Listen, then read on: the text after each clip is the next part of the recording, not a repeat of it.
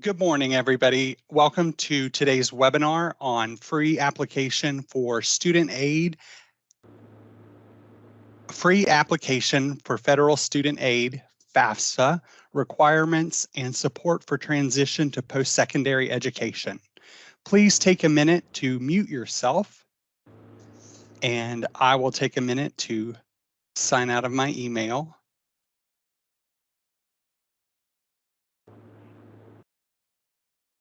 Once again, take a minute to mute yourself.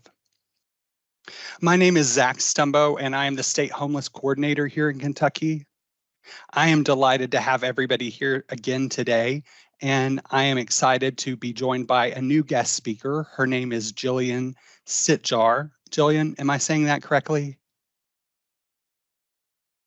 It's Sitar, the J Sitar. silent, but I am so sorry. Totally Thank fine. you. Sitar, thank you.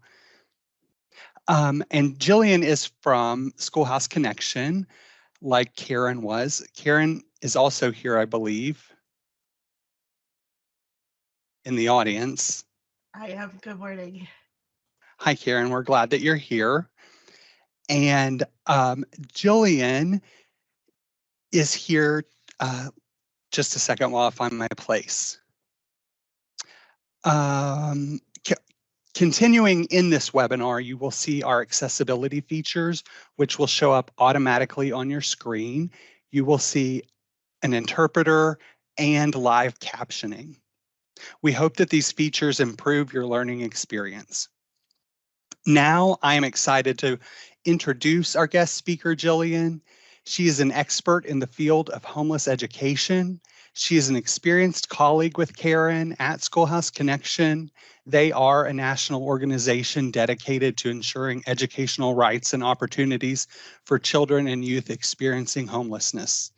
Jillian brings a wealth of knowledge on how students experiencing homelessness should be supported in their transition from high school into post-secondary studies. During today's session, we will provide you with an overview of the FAFSA provisions for homelessness and foster youth from the FAFSA Simplification Act, strategies to implement, and general best practices for helping students transition to and throughout post-secondary education. Before we get into the content, I'd like to set and manage some expectations for today. This webinar is designed to be interactive and engaging. We encourage you to ask questions and share your thoughts, participate in the discussion, and we want it to be a collaborative learning experience for everyone involved. To ensure smooth operation, please be mindful of these norms.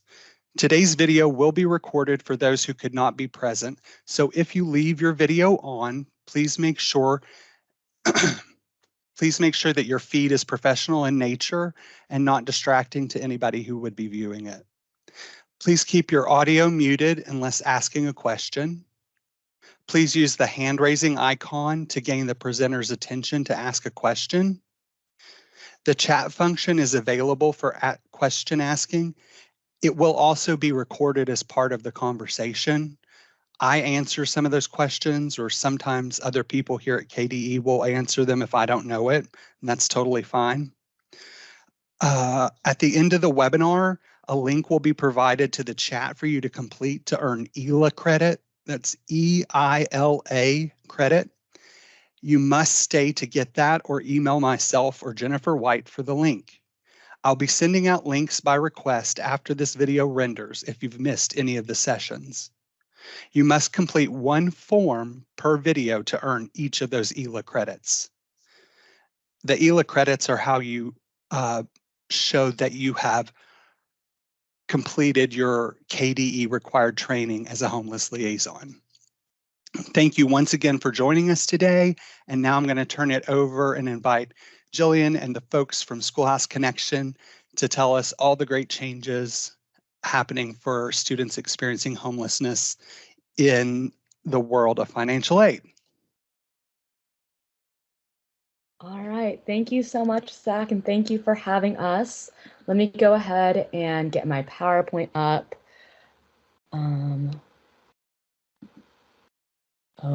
I've never used Teams to share my screen, so I need to give my privacy settings. So 1 second here.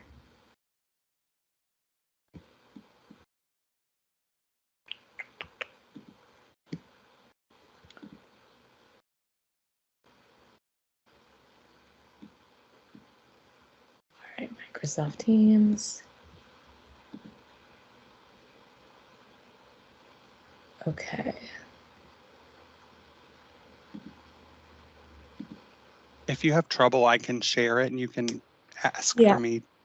That would be great, because it's going to have me like log out and then log back in. So if you No have problem. up, that would be fantastic. I do have them up.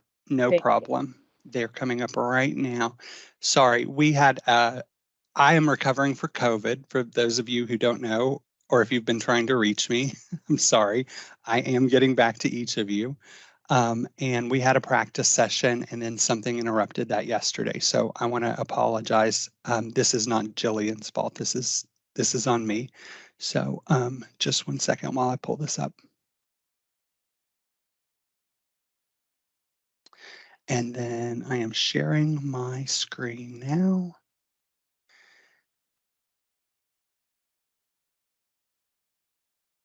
Can someone confirm that you can see that?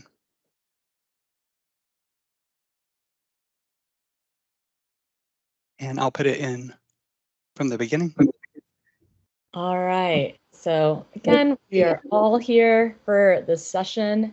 We can go on to the next slide. If you aren't familiar with Schoolhouse Connection, here's a little bit about us. We are a national organization based in DC with a mission to overcome homelessness through education. We do this work from prenatal to post-secondary. Our information's here on our website. You can sign up for our newsletter as well. Next slide. Here's our agenda for today. So we'll start us off with the importance and the need for higher education and the FAFSA. We'll go over, the homelessness, which I'm sure all of you know by now. You can say the McKinney-Vento definition with your eyes closed while you're sleeping, but we'll kind of go over that for the specific purposes of the FAFSA, as well as some FAFSA numbers that we've had over the last few years. Talk about the FAFSA simplification updates that Zach alluded to already, specifically about the provisions for homeless and foster youth and what you need to know about for the upcoming 24-25 FAFSA. We'll talk about some best practices, both transitioning from high school and the FAFSA, as well as different post-secondary supports that you can tell your students about as they are preparing to pursue a post-secondary degree. And then we'll have plenty of time for some questions and discussion, and we'll end with some resources. All right, next slide. Next one here as well. So right now, there's been this increased skepticism about the value of higher education, especially with the pandemic. We know a lot of students decided to perhaps postpone going to college after their senior year of high school. They went straight into the workforce due to rising cost of tuition. Maybe they wanted to help with their families. Some colleges were going remote and students wanted to have, sorry, I can hear myself. Just a reminder to please mute. Thank you.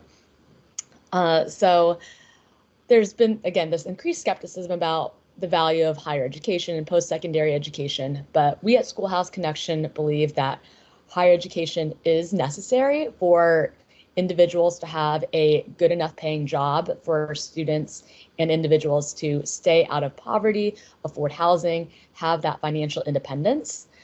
And also, higher education appears to be a protective factor against youth homelessness.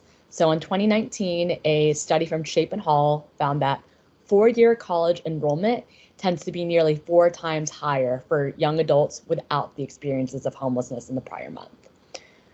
New data also came out last year that was able to link financial aid and upward mobility.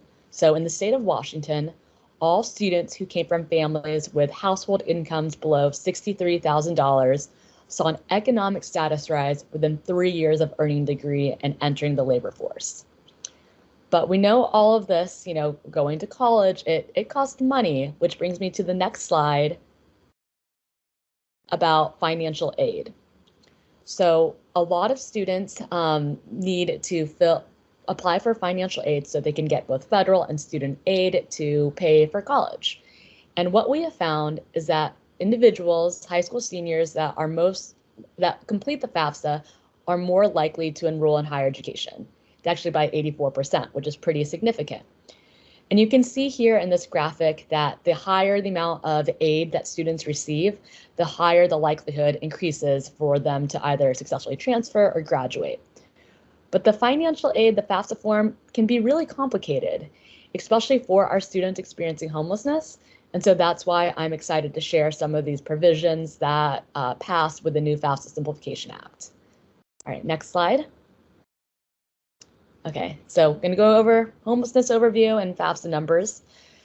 Unfortunately, in the higher education system, we don't have the same support set in place to identify college students experiencing homelessness. We don't have a McKinney-Vento Act for colleges. Not to say that it won't happen. We are always working, always trying to make sure that we can try to mimic that, what's happening in the K-12 system. But we do have some data, we do have some surveys, and the Hope Center for College, Community, and Justice did a giant survey in the fall of 2020, so the first semester after COVID happened in March. And they interviewed nearly 200,000 students from 202 colleges and universities in 42 states. So a good amount of students. And what they found is that homelessness affects about 14% of students. And the same was between four-year institutions and two-year institutions. 48% of these students were housing insecure.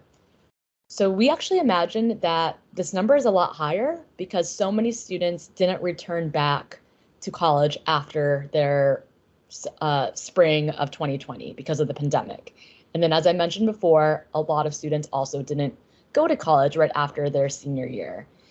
Additionally, a lot of our students experiencing homelessness, they might not have the time, the capacity, or the technology to fill out a survey that is randomly sent to a student's email. As we know, sometimes our students aren't checking emails, or they see an email, they see a survey, they just delete it. So again, we anticipate the number to be a lot higher than what's reflected here, but it's nice to kind of have this baseline to understand and know that these students exist on our college campuses. Next slide. So when we are talking about the FAFSA and we're talking about homelessness, we're talking very specifically about unaccompanied homeless youth. So unaccompanied, meaning not in the physical custody of a legal parent or guardian, homeless, the McKinney-Vento definition, lacking a fixed, regular, and adequate nighttime residence, and then a definition that you might not be familiar with, or it's not as common, is self-supporting and at risk of homelessness.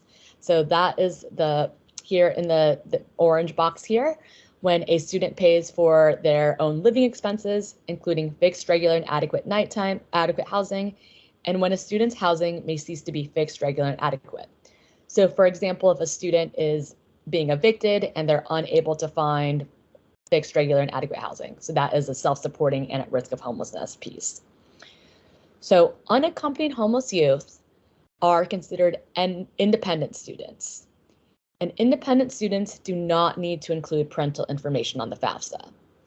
You might be thinking about, okay, well, what about our students who are homeless, but they're with their families or with a legal guardian? Aren't they considered homeless still? Not on the FAFSA. They would still need to include their parental information on the FAFSA, and they would just fill out the FAFSA as any other student would, including the parental information, answering all those questions.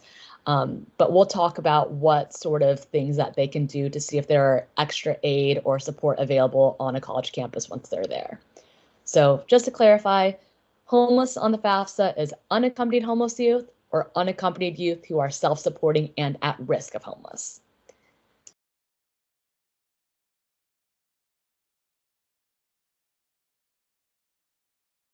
Just 1 second. I was going to break in for a second if I can, Jillian.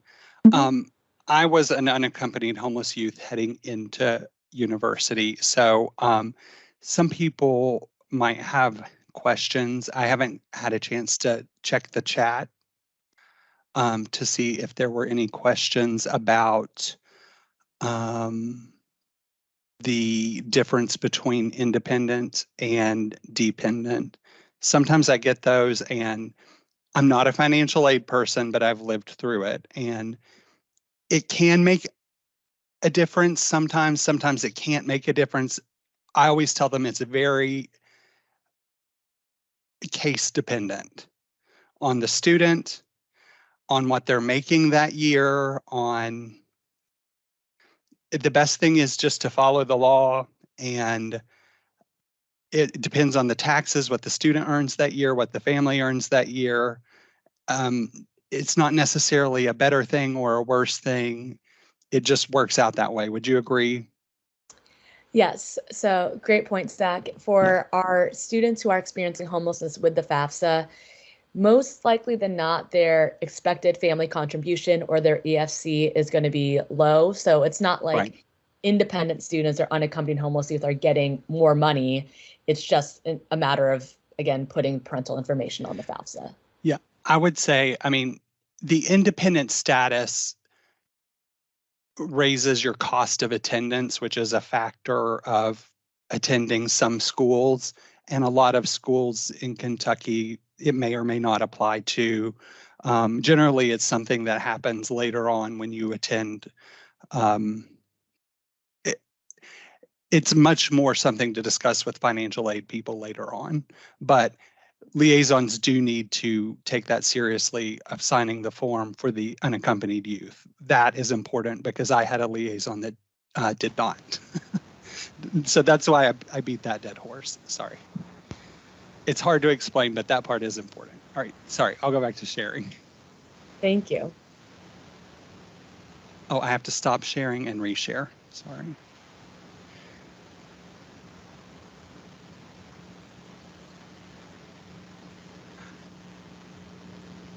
Oh.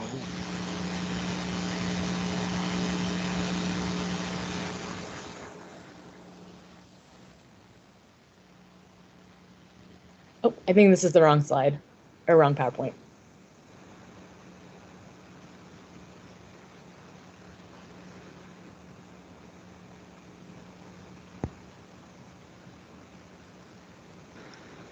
Great, perfect.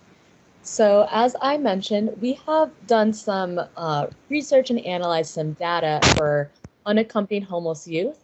We did a report last year. We'll do another one next year. And we analyzed FAFSA data over the last 8 years, so since 2013. If you want to read the report, learn more about it, you can scan the QR code. But on the next slide, I'm going to go through some of the key findings that we found. So our next slide here is our first key finding is that in the 2020-2021 academic year, the number of unaccompanied homeless youth FAFSA determinations declined by almost 10% from the prior year. So we imagine the pandemic has had an impact on this.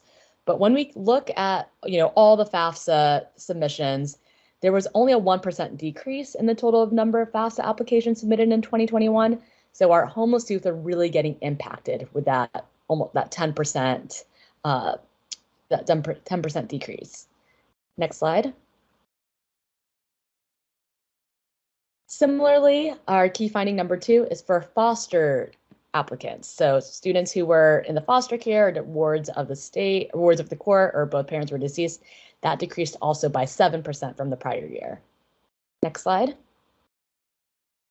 This one is pretty interesting. So the number of youth who requested a FAFSA homeless determination but did not receive them by the end of the application cycle increased by 23% from the prior year and by 34% from 2018 to 2019. So what this means is that more and more students were like, hey, I think I meet this definition of an unaccompanied homeless youth. I need to ask my financial aid administrator or reach out to someone and say, do I qualify? Do I meet this definition? But for some reason, if we're seeing this increase of determinations, we should also be seeing increases of the unaccompanied homeless youth numbers, which we saw in key finding 1, but we're not. So there's this disconnect happening.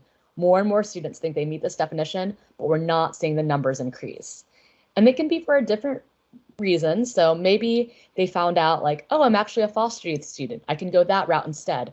Oh, actually, I have a child. I can do that route instead to be an independent student. Maybe students were getting bounced around from place to place, having to get X, Y, and Z paperwork. They are going, from here to there, and they just give up. It's not worth it. College isn't worth it. So there's definitely more work that needs to be done. And again, we're really hopeful with these new FAFSA provisions from the FAFSA Simplification Act that we can lower this number, but also increase the number of unaccompanied homeless youth FAFSA members. Next slide. Would you say that I have heard that it is easier to get through this process than it was, oh my gosh, 20 years ago when I went through it? Or harder for the unaccompanied homeless youth that are going through the verification process? I want to say that it should hopefully be easier just because, we are raising that awareness where individuals can provide the determination. But then on the same flip side, there are people that are very wary and think that students are using this as like a loop around and trying to abuse the system. So part of my experience was, and this was I heard it reflected when you all hosted the national version of this, when the U.S. Department of Ed people were there. You were part of that, correct? You hosted that as well. It used to be, and this was my experience, and I don't want to, my financial aid person is not on here. And I remember her being new at the time. But most of the people here know that I was voluntold to leave the house when I was 18 and a junior. And so I went and lived doubled up for a time with a friend and their parents. And then eventually I was paying rent on my own and finished out my senior year. So there was no perception that I was homeless. I graduated with honors and an AP. And so there was like no perception, like I made it to college and there was no perception that I was struggling. And I was never identified McKinney-Vento or anything. And so I had no paperwork. So when I got there, I had a hard time proving it. And the fact that I had even 2 or 3 years later had a phone call with my mom, those sorts of things were not looked at well. But I've heard, and I think during even the U.S. Department of Ed, they said those things aren't held against students the same way that maybe they were looked at before.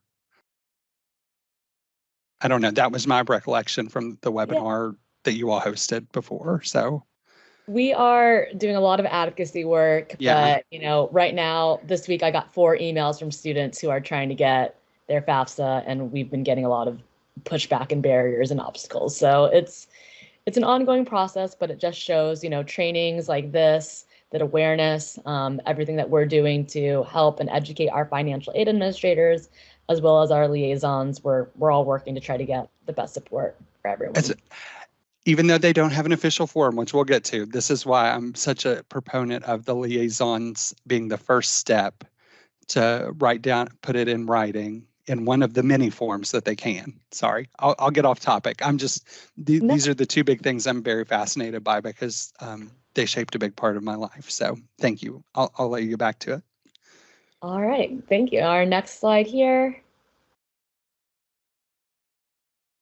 So again, from the report, you can see all of our homeless youth determinations by the different authorized entity. And right, as Zach said, perfect timing, the liaisons are making the most determinations for our students, which we anticipate, there are support set in place in the high school system.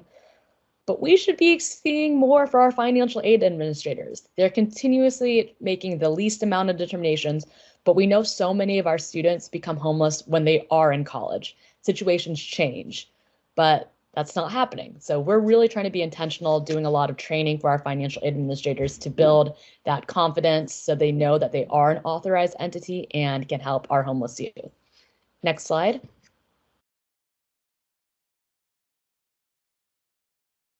This one is looking at the homeless youth determinations by school district liaisons by year. So doing a little bit deeper dive. And what I really like about this image in particular is that if you see between 2016 and 2017, there's a 13.5% jump. And that is because in 2016, there were FAFSA amendments to McKinney-Vento Act that specifically said that liaisons need to inform unaccompanied homeless youth about their independent student status and help them fill out the FAFSA. So I'm going to say that again. Liaisons are required to inform unaccompanied homeless youth about their independent student status. This is something that you are required to do. And because of that, we saw a 13.5% jump, which is huge. That's amazing. And then you see in 2019, things start going down, but we anticipate that's because of the pandemic. We just got data from 21-22. And unfortunately, the trend has continued to go down for our school district liaisons as well. So a lot more work that we need to do to help our students fill out the FAFSA, providing our students with those determination letters. But because of these new FAFSA provisions that I keep talking about, I feel like I keep teasing, and I haven't told you what these provisions are yet, but I will. We are hoping that now that these are in law, we can see another jump. 2016 proves the impact of policy and implementation, and that is what we are hoping to do again with these FAFSA simplification provisions. Next slide. I pulled Kentucky-specific numbers so you can see. Surprisingly, you are below the national average with the trends, so not too terrible. There are some states that I'm showing and they're like a 16% decrease, a 20% decrease, but for Kentucky, you're kind of on par with what you've done in the past year. I wasn't able to look at the specific ones for 21, 22, but just thought it was be nice to kind of show what's been going on in Kentucky over the last 8 years. Next slide. All right, we're finally here, the FAFSA simplification updates. So large changes are coming to the 24-25 FAFSA from the FAFSA Simplification Act that was passed in 2020. Homeless and foster youth provisions were included and they were implemented last year. Some guidance came out in November of 2022 and also in April 2023 saying, hey, we know the FAFSA came out in October, but these provisions are in effect. So there was a little bit of confusion last year because the FAFSA went out in October, but these changes weren't reflected in the FAFSA questions.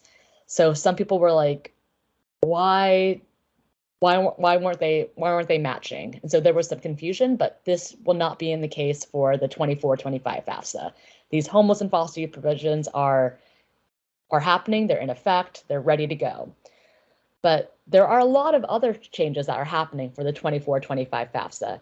And because of that, the FAFSA is delayed until December. We don't have an exact date. It could be December 1st. It could be December 31st. We do not know yet.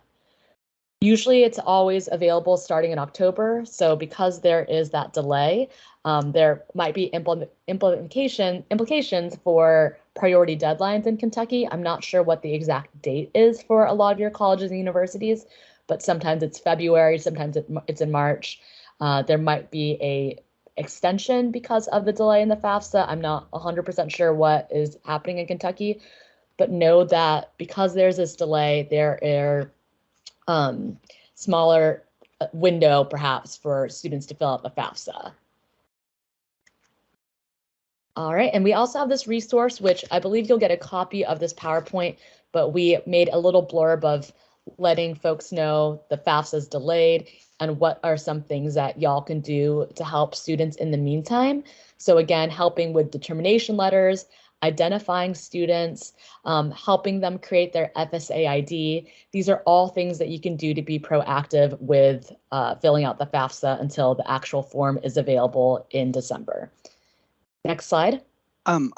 Jillian, I will follow up in our newsletter came out late today for August.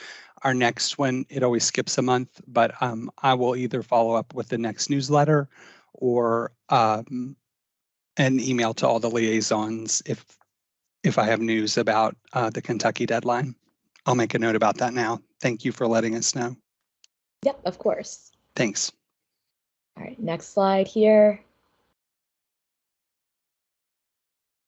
So one of the big changes from the FAFSA Simplification Act is that unaccompanied homeless youth or former foster youth are presumed to be independent for every subsequent year at the same institution. So what this means is if you are helping a student right now, a senior, they're filling out the FAFSA, you give them their letter, the following year when they're filling out the FAFSA, they will be presumed to be independent.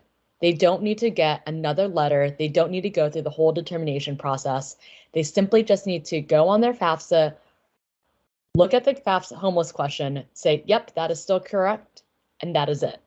This is huge because before, homeless youth needed to get that determination letter. It was really difficult. Sometimes financial aid administrators wouldn't accept the liaison letter after their first year, even though they were supposed to. This just was really traumatizing for a lot of our students, having to explain their story over and over again. And again, as I mentioned, it's not easy. And if students are getting passed around, they just might give up and not fill out the FAFSA and perhaps not return back to college. So we are eliminating that by streamlining this process. Once a student has been determined as an unaccompanied homeless youth, as a former foster youth, they will be independent, and that will stay with them as long as they are at the same institution and their situation has not changed. Next slide. Change number 2 is that these determinations must be made as quickly as possible, so no later than 60 days after enrollment. And these determinations may be made as early as the year before the award year for which the student submits the application. So right now, school is starting. If you already know who your seniors are that are unaccompanied homeless youth or unaccompanied at risk of homelessness and self-supporting, give them their letter. You're good to go. They have it.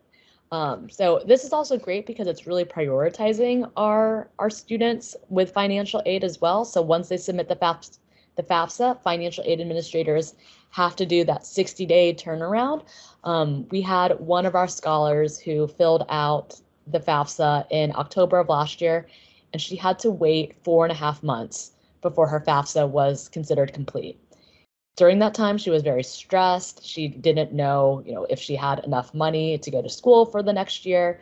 And so this is great because it's really prioritizing our most vulnerable students. Next slide.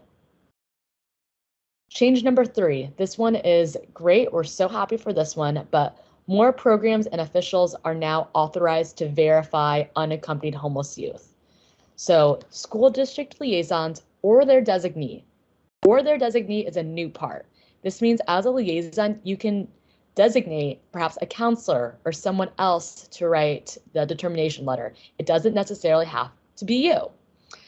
Another group is that a director or a designee of a director of an emergency or transitional shelter or a street outreach program, a homeless youth drop-in center, or any other program serving individuals who are experiencing homelessness, they can now write a letter.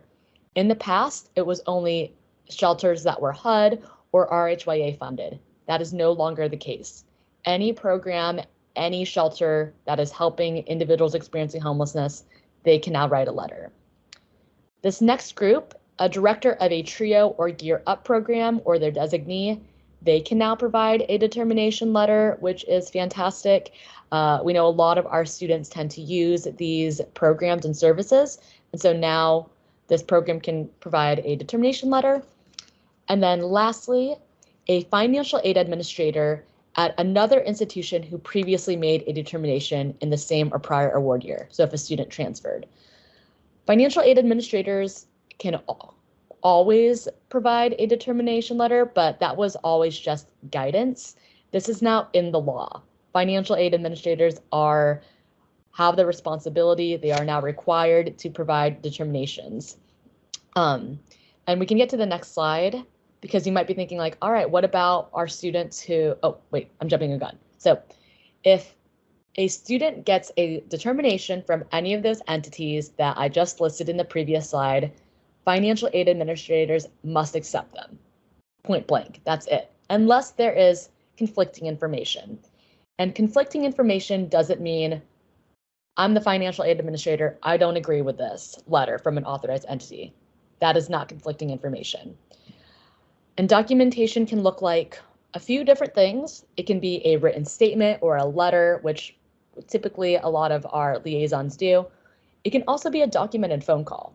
So if you as a liaison just can call the financial aid administrator, share that X, Y, and Z is an unaccompanied homeless youth, you are an authorized entity, boom, that should be good to go.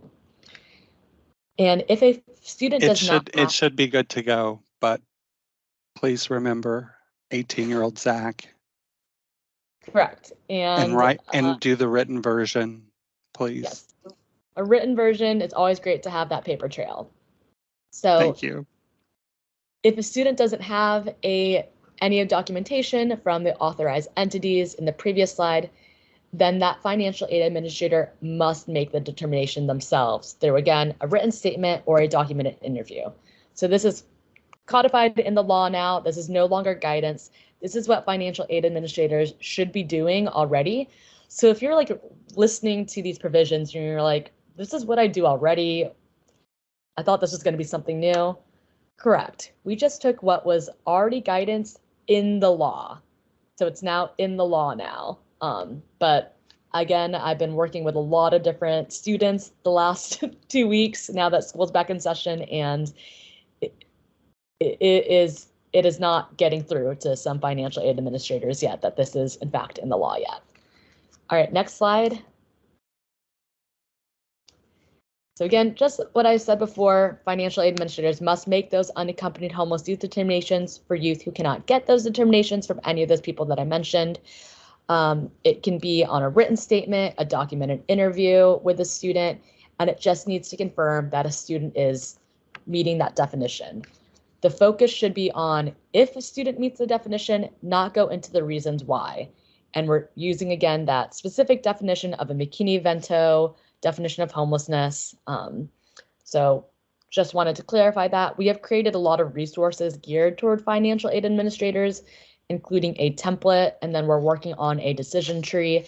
And we have some really great videos from financial aid administrators to share what they do to remove barriers and help unaccompanied homeless youth fill out the FAFSA. Next slide.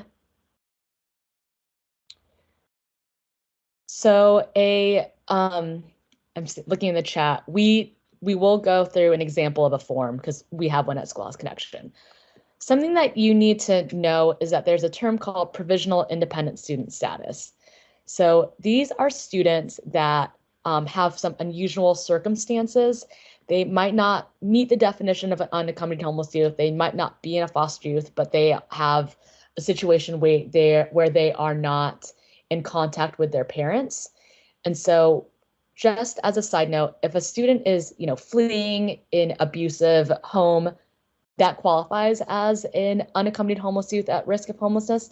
But there are some other situations, like perhaps parents are incarcerated or there's a refugee status going on. So there are some situations where a student kind of falls in this gray area where they can be a provisional independent student, meaning that they don't need to include parental information. They'll go through this whole process, but it's completely different and distinct from the homeless youth and foster youth way. So just wanted to flag this for you because sometimes financial aid administrators conflate the two. And what is important to know is that financial aid administrators, when they're going through a provisional independent student status, they will use professional judgment. They make that determination themselves as a financial aid administrator to say, actually, I don't think you really qualify as an independent student. Whereas for unaccompanied homeless youth determinations, it is very clear in the law. Do you meet this definition? Boom. That's it. No questions asked. You should be good to go. Keyword is you should be. I understand that it's easier said than done, but just wanted to say that there are these kind of like similar moving pathways with provisional independent and homeless and foster youth, but they are different processes. Next slide. So yeah, just because of time, if you have questions, put them in the chat or let me know if there's specific guidance and tools that you think would be helpful to implement these new policies. But I want to continue on with some of these best practices and make sure we still have time for questions at the end. But in the chat, feel free to put some things down and I will look at them once we get to the end. All right, next slide over here. One more. So what do young people need to be successful in school? This was from a project, or this is from a study done in California, and they found these 4 things: connection to a positive, supportive adult. That might be you here in this Teams room. You might be that person for someone. Stability, so being able to access educational and being able to access basic needs, navigating financial aid, and then knowledge of existing campus support programs and resources. So we really want to emphasize that positive supportive adult because that opens the door to all 3 of these other things. You can help with stability, with financial aid, and letting them know of different resources that exist. Next slide. I'm going to talk through some different best practices we've seen with the transition from high school to post-secondary. One thing is that we want to start talking to our students earlier than their senior year. A lot is getting thrown at them their senior year, but if you keep talking about college and start preparing them about college, starting their freshman year, their sophomore year, that's more ingrained in their mind and they have something to aim for and strive for. So we're really seeing a lot of shifting from away from senior year to even earlier. A lot of our homeless youth are eligible for ACT and SAT fee waivers, so that's something to be aware of. Some college applications might even waive fees for homeless youth as well, so that's something to look into. We had a liaison in Florida that brought her students on a McKinney-Vento college tour. She went around to different colleges and universities in the Florida area, brought students to these institutions where they were able to meet with financial aid administrators, support programs, and really just get a feel of what it's like to go to college. And after that trip, every student was like, I need to go to college now. I want to go to college now. Just being on campus, they're able to feel that that need and that excitement. So we love sharing that example. ARP HCY money, I know Karen has already presented on that, but we have another year left and we are really pushing it to use some of those funds to help with that transition from high school to post-secondary. We're hoping to get guidance from the Department of Education that will specifically say these funds are allowable to be used for the specific piece. And some of the way schools have been using that money is by creating FAFSA mentors or graduation coaches, having that extra help for our seniors experiencing homelessness to give that extra assistance. And these FAFSA mentors and graduation coaches are really helping develop a plan for our seniors. You know, what is life after graduation for you? And we tend to see, you know, these 3 big E's. So they're either enrolling into a college, perhaps they are enlisting in the military, or number 3, they're getting employed. So having that connection with the workforce, some sort of employment, but really making that warm handoff, knowing that there is someone or something after they graduate from high school that they have a plan. Another great best practice is connection with a higher education professional. So going back to that enrollment, maybe you have a connection, a relationship with someone at the local college in the area. It could be a financial aid administrator. There might be someone on the campus that's kind of similar to your role as a homeless higher education liaison, perhaps a specific bridge program or specific support program set in place. So just connecting a student there would be helpful. One of our scholars I forget how many years ago, she said that graduating from high school was the most devastating day of her life because she lost all the support she built in the 4 years in high school, and then she didn't have anyone in the college. And that quote has always stuck with me because I think we can do a better job of bridging that gap and making sure our students know that they're that there is someone in their corner and that there is help. Looks like I put art money twice because I was so excited about the art money on the slide.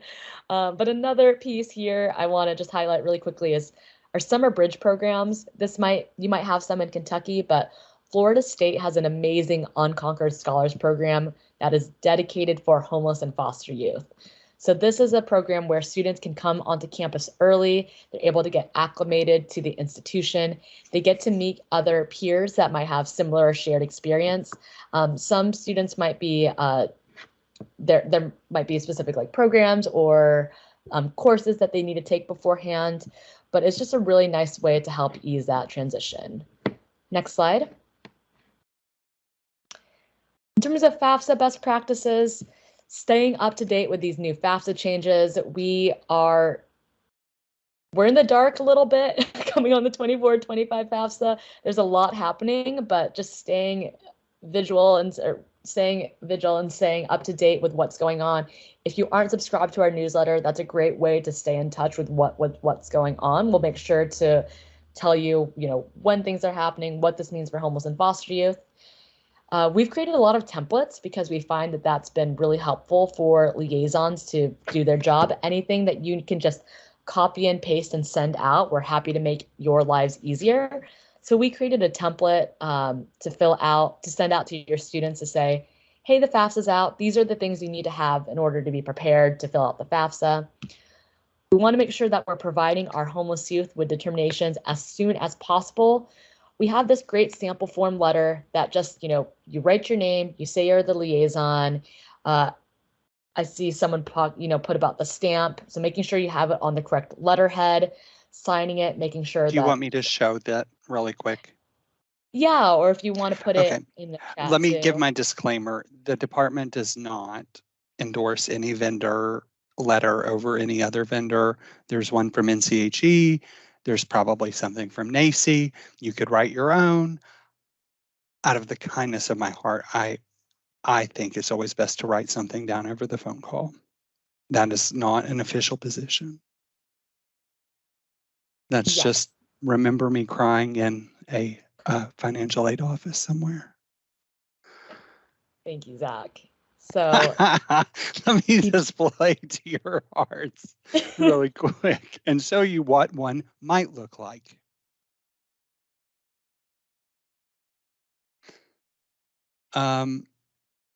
This is I'll show the 23-24 one.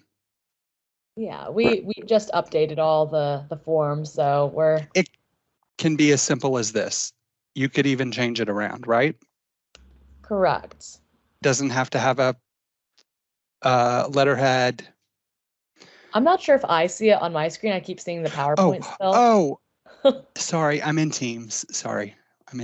Hey, welcome, Zach. Let me share my whole screen. Sorry, I'm just Vanna White over here. So excited about your letter. It could be as easy as this. Perfect. Yep. Right.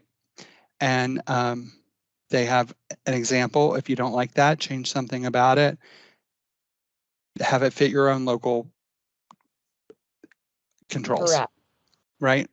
Yes. There is no official form. Yep. And I will return us to our previous program.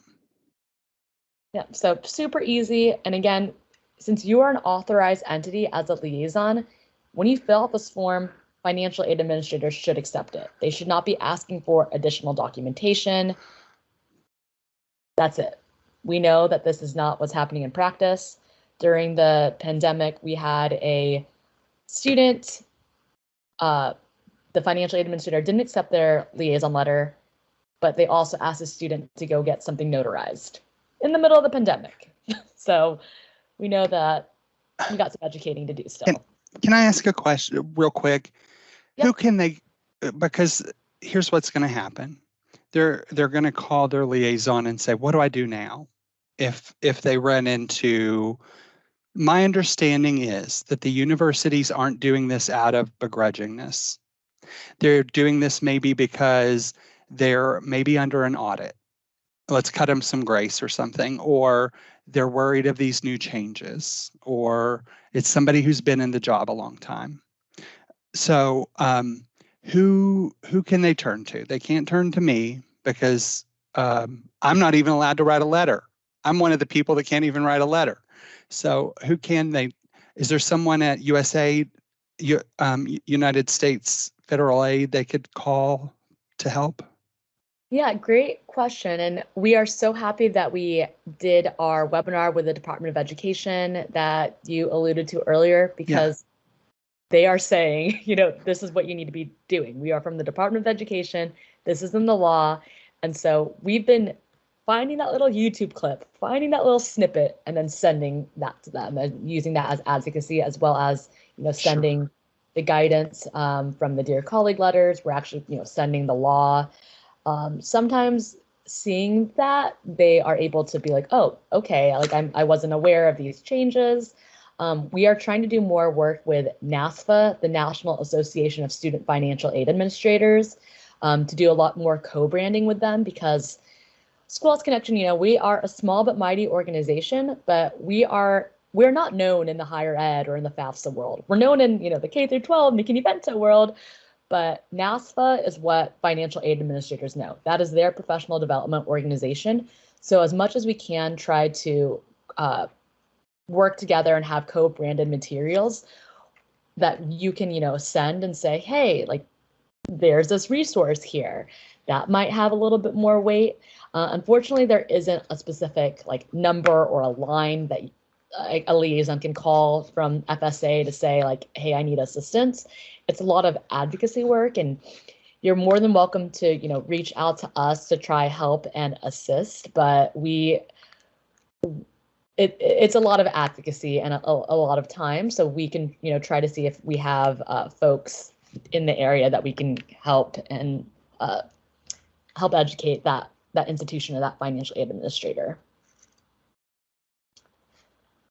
All right, so last few pieces here, you can see there are other examples. I do want to say that we want to encourage students to familiarize themselves with the financial aid office. So as I mentioned before, students who are experiencing homelessness with their family, they aren't going to be marking homeless on their FAFSA, but there might be specific supports, there might be specific aid available at the institution. So once a student fills out the FAFSA, they should call the financial aid office and say, hey, I am experiencing homelessness with my family. I didn't mark homeless on the FAFSA because I'm experiencing it with my family. Are there any other supports or any other scholarships or anything that I might be eligible for? Because there might be, we just aren't, it all depends, because there might be specific scholarships or aid, which brings me to the next slide about our own scholarship program within Schoolhouse Connection. It is available now. So these are for seniors who are filling out the FAFSA or who are going to college for the very first time in the 24-25 year. Feel free to scan the QR code to learn, but this is great for our seniors that are looking at college right now. Please have them apply for the scholarship. It is amazing. We love it. Next slide. Here are other post-secondary best practices and supports, homeless higher education liaisons, different support programs, housing, food banks, all sorts of things here. It really will vary dependent on the institution, but these are just some of the things that we've seen. Would love to hear if you've seen other best practices as well. But I just want to be mindful of time, make sure we have questions so we can go on to the next slide. Yep, next slide here. Key takeaways. Big changes are happening, 24-25 FAFSA. Provisions are in effect for homeless and foster youth. Start talking to your students about plans for after high school, well before senior year. And just want to really reinstate, the importance of providing that continuous support as they transition from high school, and hopefully you're able to provide that warm handoff or connection. Next slide. Next slide for resources. So this is the link of the webinar we did with the Department of Education. It is, I believe, 90 minutes long, but there are some chapters so you can see specific pieces. It's really great. We We are so happy to have the Department of Education to join us on that. Different FAFSA pages or different websites, our FAFSA page, our higher education page. You'll get a copy of this PowerPoint, I believe, and so you can see all those resources. And so I'm happy to, I think my contact information is on the last slide as well. If you have questions, if you want to sign up for our newsletter. But here's my contact information. I know we only have 5 minutes left, and I'm happy to take questions, or if folks are. There's a surprise. Well, Jillian, I'm not trying to pressure you, but I budgeted in 15 minutes of extra time with the adaptable, with the accessible resources people. So It is not a pressure for you to stay. But we do have until 15 after with them. I will stay until I run out of air to talk about this issue, until my boss makes me go work at my desk. But people can start to ask questions if they'd like. Fantastic. And I see yes, you do need a social security number to complete the FAFSA. Thank you, Karen, for answering that questions. Undocumented students are not eligible for federal student aid, but there might be specific state or local scholarships. I know some states like California, for example, they have the CADA, which is state aid for undocumented students. I'm not sure if Kentucky has something similar with undocumented students in the state. Sorry, I turned my camera off. I'm not aware that we have anything of that. All right, any other questions?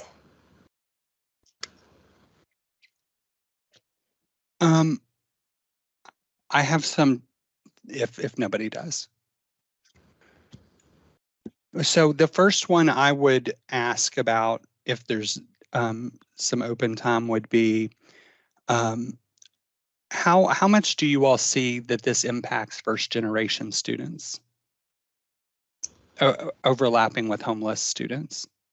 Yeah, a lot. I don't necessarily have like a number that I could say, but there is definitely a lot of overlap. We know, a lot of these students don't necessarily have like that familial support, that knowledge of navigating college and financial aid. So yes, there are a lot. Here is your call to make sure that you're going to do the link for your ELA credit. Jennifer will be dropping it into the chat. First generational support is a common thing throughout Kentucky. And I assume, I was a first generation college student, so I assume that it is pretty typical. It just dawned on me when I was reviewing this stuff that you don't hear about it talked in the same language as homelessness, but I assume they are very overlapping populations. One hypothetical question that I have, and you might not be the right person for this, but what if we had a student who ran away from home, or was, that sort of unaccompanied minor, because this didn't apply to me at the time. They were receiving health insurance through their parents, and their parents hadn't cut them off. How do you know how that sort of plays into things? Because back when I was a student, Medicaid, and I know Medicaid would be a different thing. Medicaid didn't exist for 19-year-olds before the Affordable Care Act. If you are an independent student, does that mean that you're no longer on? These might be things that I'd ask, like the higher ed council here or something. I just didn't know if you'd ever heard these types of questions or. Yeah, I mean, not specific about the piece with health insurance, but we've gotten some pushback from students who, just because they are independent and they ran away from home, like their relationship with their parent might be strained for one reason or another, but just because they're in contact, or if there's some sort of like, I think I understand the health insurance piece, but like if other than that, like they are fully self-supporting, they are paying for, you know, their own housing, and this might qualify under that provisional independent student status piece. I guess that was one thing that I was just wondering about. So many of these identification issues aren't cut and dry. I mean, we know the three pieces to the nighttime residence, but even that can be tricky, right? So I just want to see if people are going to get this PowerPoint sent to them. Yes. Okay. Believe me, I had the first two ready to send out, but one of the links wasn't working correctly when I tried it. And so I said, I will wait for this one, and I will go back through all of the emails, and anyone who has requested one will get a form with links to all three emails and the ELA credit form as well. This is clearly my passion project out of the webinars, because when you've had a showdown with it was a lovely financial aid person.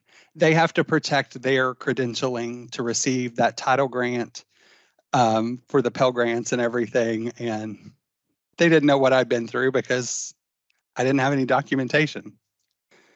So it was hard to prove. So that's why I stay passionate about this issue.